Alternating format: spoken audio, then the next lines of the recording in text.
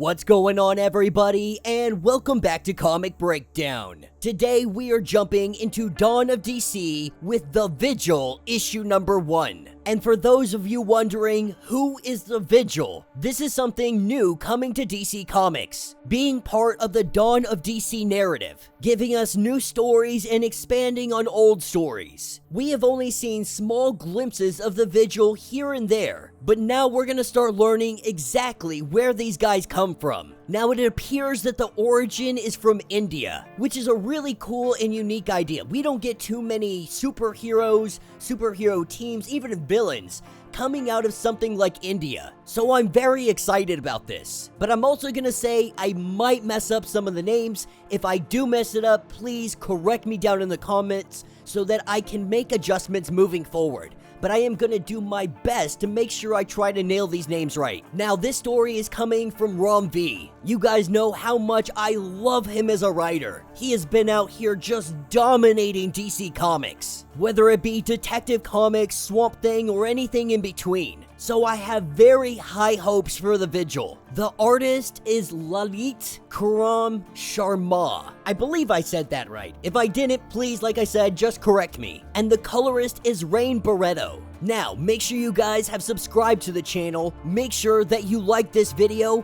and with that being said, let's dive into this breakdown.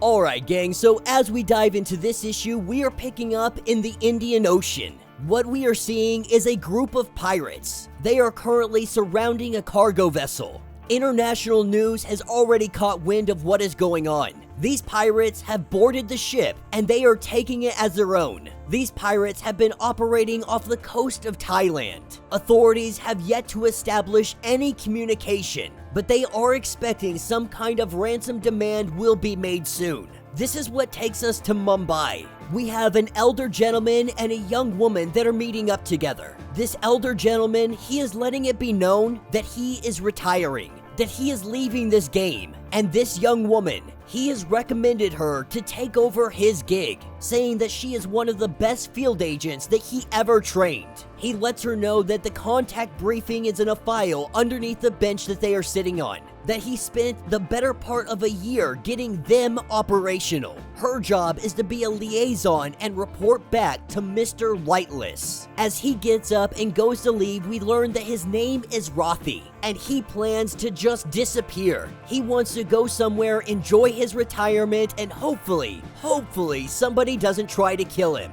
With him leaving, she takes that briefing and she heads off. As she gets in the car, we learn that her name is Miss Saha. She opens up the briefing and what we see is a doctor along with the individuals that are part of the Vigil. So when Rathi was talking about training them, putting this together for the last year, we can assume that he was talking about the organization known as the Vigil. This is what takes us to Dr. Sakaran. He is here meeting with some really high-ranking individuals, some government officials, and they are talking about how they have gave the doctor vast amounts of money, and he has nothing to show for it. Now, the reason the government gave him money is because he was supposed to be engineering metahumans. They want to try to keep up with the Americans, saying that they even have a kite-themed superhero. But yet, this doctor, he couldn't make a single metahuman. And while he says that there are 4 very promising candidates, these guys have pretty much already made up their mind that this is over, that they are cutting funding altogether. Saying that he completely understands, he leaves the building. Getting a text message, this is where we see him meet up with Mia, Miss Saha, assuming that this is Rathi's replacement. The two of them get in the car and they begin kind of discussing everything that went on with the officials. But that meeting, it went exactly as he anticipated, exactly as he wanted it to go. Now, Nia goes on to say that she wouldn't put it past the government to keep surveillance on him. She is suggesting that everybody stays low and keeps a low profile. This is where the doctor goes on to say that you don't really understand your role. Yes, you're supposed to be reporting back to Mr. Lightless, and that your role is supposed to exercise his supervision and control. But while Mr. Lightless holds all the purse strings, and he should know where his money is going, But the reason that he just lied to those government officials is the very reason that Mr. Lightless doesn't get to tell them what to do. They do not take orders. They are not told where to go or to lie low. They will not be asked to stand down. This is where we get a glimpse of our three heroes. The doctor telling us that he took broken people and he broke them a little more, making them special. So these aren't the type that are easily supervised, let alone controlled. That if you want to have this role, you're really gonna have to earn it. This is where they go to an old abandoned warehouse, and this is their HQ. This is the Vigil. On a giant monitor, we see our team making their way to that cargo ship where the pirates are at, checking in with Major Khan. He lets the doctor know that they are on approach and they are getting ready to board. And we slowly get introduced to our team. The first being Dodge. Dodge being the female hero in black and purple. They have made it on board and no alarms have gone off. Their immediate target is the nest. That is where the captain and 16 crew members are currently being held hostage. The next one we are introduced to is Saya. Having some kind of rope, Saya goes up to one of these guards and brings him down. That's when Saya takes off the mask, puts this mask onto this person, and then puts it back onto their face. Throwing this guy overboard, Saya changes into what this guy was wearing and takes on the form, literally stealing that guy's face. Next up is Dodge. Now we got a small introduction, but now we are seeing what Dodge is capable of. She is moving so fast that you can't even see her, asking who the heck these guys are. Saya was born with an unfortunate condition. His skin is not attached to the rest of his body. His bones are kinda semi-elastic.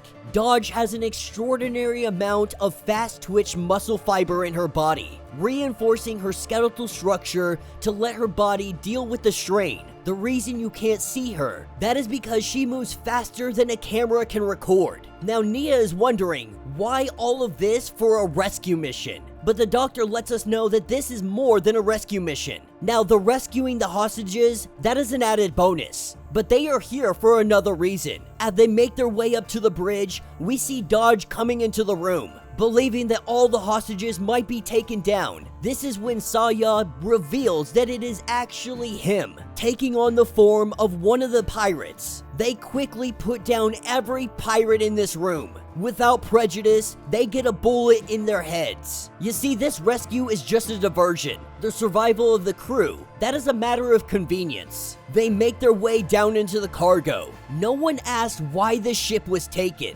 No one asked why the pirates had boarded it. As they go down into the depths, they find some boxes that are marked LexCorp. This is where they unlock a waveform emitter. This is what they came here for. They tag it, they catalog it, and then they destroy it. Telling Nia, you want to know what we do here. They find dangerous things, technology, ideas, stories, things that the world are not ready for yet, and then they destroy them, asking what the Major does. Major Khan lets it be known that if she sticks around long enough, she's sure gonna find out. We see his skull crack a little bit, and his eye begins to glow like he is freaking Cable. Meanwhile, Rothy trying to enjoy his vacation at a beach house. We see that somebody has come to interrupt that vacation, shooting up the entire house, bullets in and out of his body. He says that he had just helped set up the operation, that he doesn't know anything about the Vigil. But the guy isn't here to necessarily talk about the Vigil. He is here to talk about Mr. Lightless. And that will be the end of this issue. So let me know what you guys think down in the comments. Definitely not a bad start. Very interesting characters, very understandable, and I would say convincing power sets for these individuals. Now, we have seen this team already make their way to Gotham. They had an encounter with Red Hood. They also recognized that Gotham belongs to Batman, and they made a very valiant effort not to step on his toes. But they also knew that they had to deal with some things going on in Gotham. They have obviously very different rules than what Batman has. Batman having the no-kill policy. They tried their best to adhere to this policy when they're in Gotham, because the last thing they want is Batman coming for the Vigil. But I like these guys because they're more, not necessarily heroes, they're more like anti-heroes. They're out here murking anybody that deserves to die. They're destroying any technology that could get in the wrong hands. Anything that is deemed too powerful,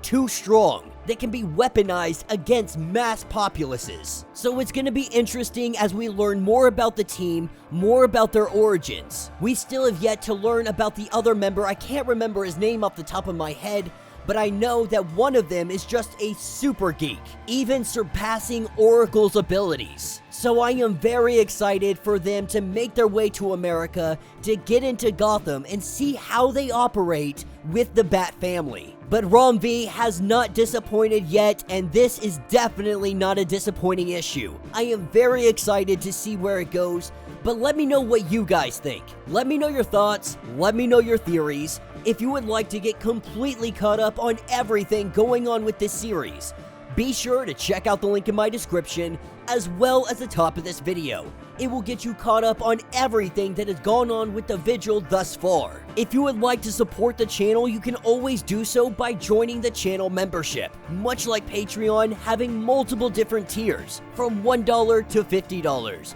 from loyalty badges to comics every single month.